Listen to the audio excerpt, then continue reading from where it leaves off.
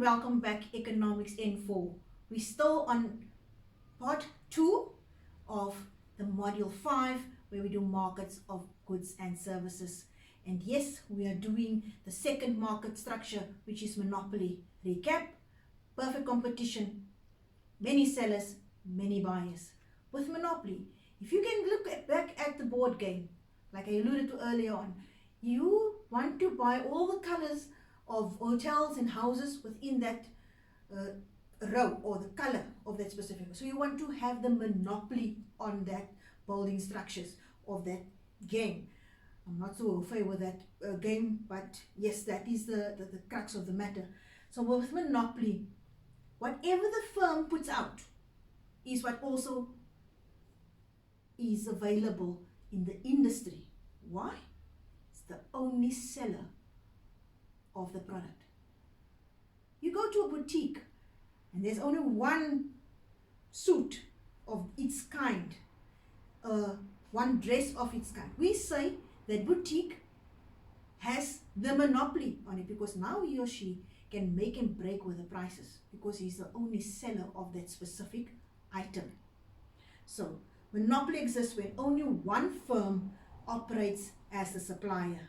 So whatever that firm puts out, that's what is available in the industry, and that is why we say the firm's output is also the industry's output because there's only one seller of the product.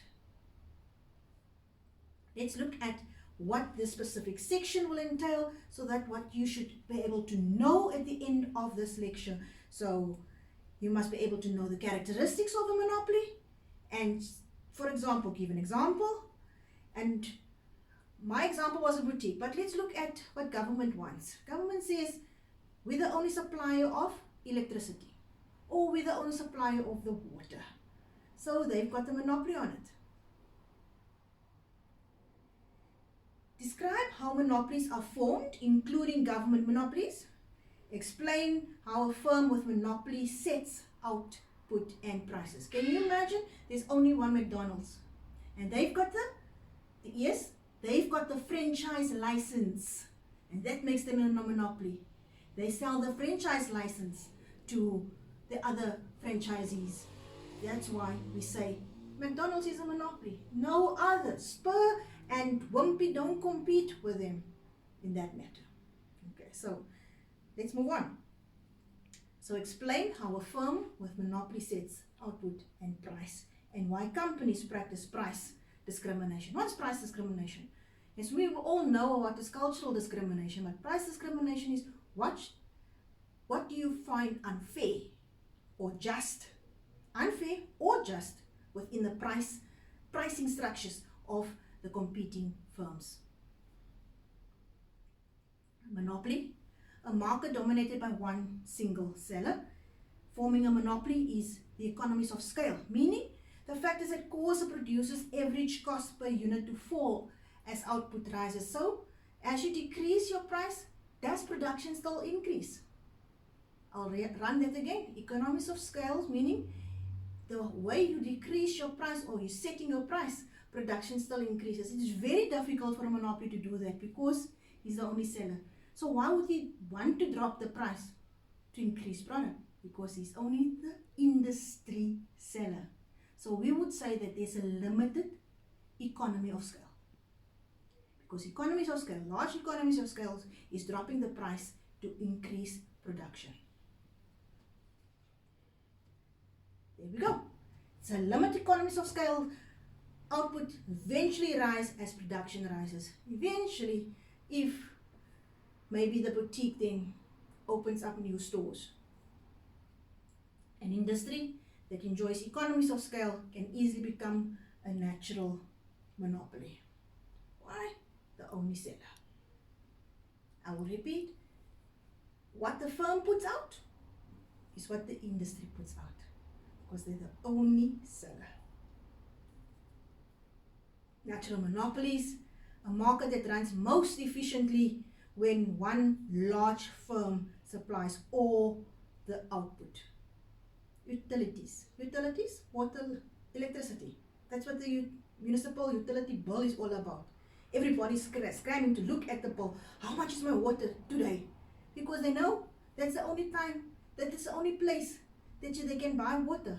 So they can't even say, please cut my water line. It will never happen, because we are supplied by municipality with water. Technological change. Technological change can cut fixed costs and make small companies as efficient as one large firm. I think we've explained that in the last insert. Where technology advances, you're the only seller. If you can, technology advances can put you in the front line of any competition, because you're the only seller, and if you have the technological advances on your product, so be it. Can you imagine the iPhone? I think they've got a technological advantage over all the other cellular devices.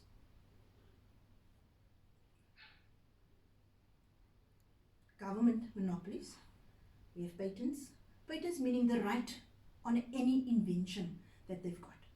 A patent is a right of your invention. So now we're talking about government monopolies. Government put out patents on, or the licenses that gives the inventor of that new product the exclusive right to sell it for a certain given period.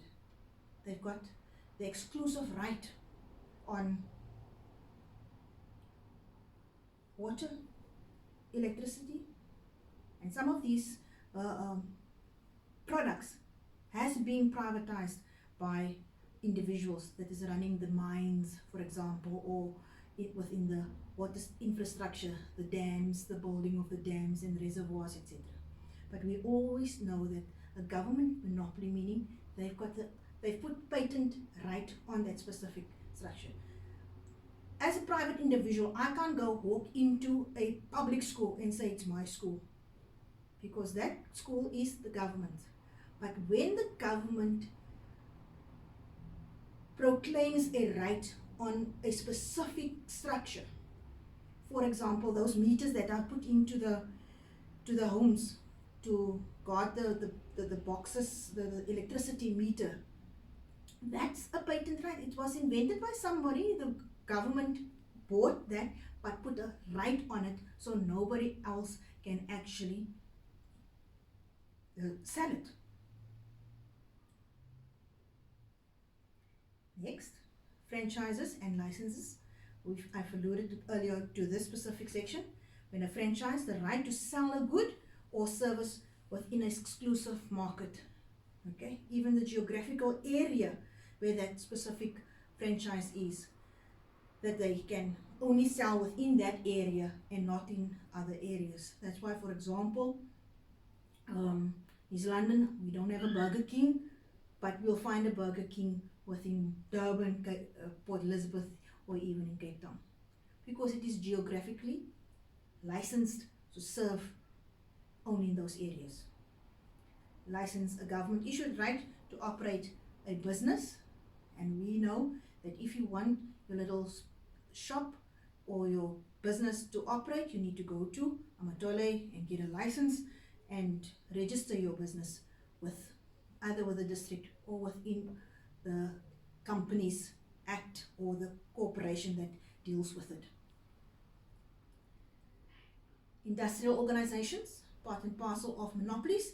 The government allows the MLBs and other sports organizations to restrict entry of teams. Bafana. Why are these our country's teams now so vague now? We've got our Springboks, which is our country team.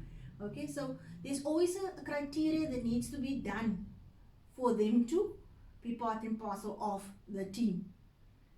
If you come from a different country and you want to play for example, for the Springboks, you're not a citizen of the country, so it's going to be difficult. So many times our government, to keep the talent in, or the know-how, or the knowledgeable people, or the experts inside the country, the government then rules on these organizations. Output decisions. the monopoly's dilemma. Monopoly is still limited by the demand curve for the product. So they put out a few products, that specific seller, but it is also determined by the demand for that product. If they're the only seller, the demand will be high, but remember, the demand can only be reached or be satisfied if the price is right. Falling marginal revenue. If I cannot afford that product, the business will not be able to sell the product. So they will have a falling revenue. But for every extra product that they are not selling, marginal, that will be a detriment to the revenue that they will have at the end of that financial period, whether it's a month or 2 monthly or half yearly, etc. Okay, so marginal revenue is lower than the price when the firm can control the price and cut it to sell more. Okay, so they see I can't sell the specific item at the specific price, their revenue will drop the minute the demand starts picking up, because now they no longer, they have the sole right over the product, but the demand forced them. Remember, with perfect competition, there was no force of market or seller in the market, meaning the buyer or the seller couldn't, they tried to get the balance. But with a monopoly, because there's only one seller, he can break or make the price. But if he wants the revenue, he needs to accommodate what the demand is. He needs to accommodate what the possible market share or target market is going to have for his or her product. Okay. Price discrimination. This is market power. The ability of a company to change prices and output like a monopolist.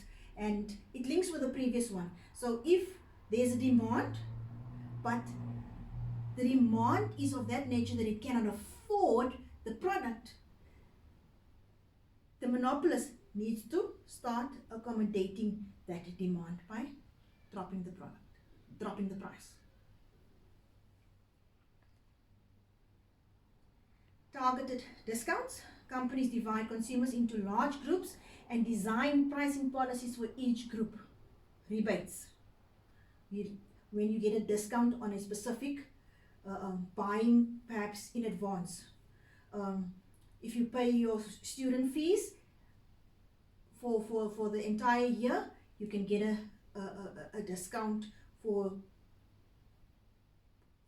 your the fee structure. Senior citizens and students, we know that with your student card you can perhaps go into the movies and you get a discount, and then senior citizens as well. And then entry for children under 2, free. So those are type of pricing policies which is done for groups of people, that is determined by, or what they say, it's targeted discounts for specific groups of people when you are doing a monopoly. So the business can tell you, buy now and pay before that and you'll get a discount, or because you're 60 and above or 65 and above, we'll give you a pensioner's discount, or because you're a child younger than 2, you're not going to take up a full seat, for example, we will also give you a discount. Limits of price discrimination. Some market power, because you're the monopoly, you can make and break that price. So for that price discrimination to take place, for that just or unjust pricing war that's going on, because you're the only seller, you can still play it hard. So where are you going to go for the water? Where are you going to go for the electricity? You're not going to buy the units, then sit in the dark. Or you don't pay your water bill, and there's your water being cut. There's no water in the taps. So you need to just get to what the monopoly then wants. So there are a few limits to what the pricing war can bring about. The seller has some market power. Distinct customer groups, like we said now earlier in the previous slide, there is some price groups. So even if I walk in with my granny into a shop, only she will get the discount. I won't. So there's some discrimination, but it's very limited. And difficult for resale. So if that specific product, because it's only the one product, if it's sold and you bring that product back, it will be difficult to sell that product again, because then it becomes a used item, because then the buyer won't have anything to compare it with. For example, let me go back to the boutique. You go and buy the dress, and then get home and you understand that this is not the dress I really wanted. So you take it back, and guess what? Now it's second hand. The minute that one item walks off, it's starting to drop in value. Okay? So it's very difficult to resell a specific product. Can you resell electricity? Can you resell? Oh yes, you can clean water nowadays, yes, with all this purification scenarios, but yes, it's very difficult to resell again, unless it goes through a few processes. Right. With that in mind, the last structure is monopolistic competition, and I will do that in part 3. Let this sink in, and please do not hesitate to email me about any questions. Thank you for viewing.